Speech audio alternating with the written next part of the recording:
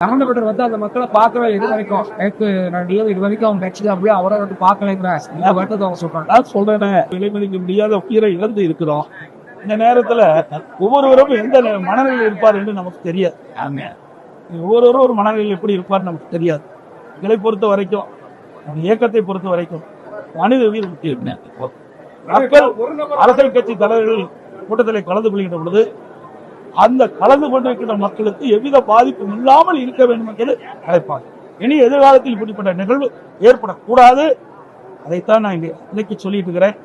நடந்த நிகழ்வு வந்து மிக மிக ஒரு கொடூரமான நிகழ்வாக தான் நான் பார்க்கிறேன். மிக மிக வேதனையான ஒரு அதிர்ச்சியான நிகழ்வாக தான் பார்க்குது. இன்றைக்கு நான் ஏற்கனவே குறிப்பிட்டதை போல இன்றைக்கு இதுவரை தமிழகத்திலும் சரி இந்தியாவிலும் சரி ஒரு அரசியல் கட்சி பொதுக்கூட்டத்தில் இவ்வளவு பேர் இறந்ததாக தெரியவில்லை. எனக்கு தெரிந்தவரை தெரியவில்லை. ஆக இது பல பேர் 39 பேர் இறந்திருக்காரு சொன்னால் சாதாரணமாக எடுத்துக்கொள்ள முடியாது.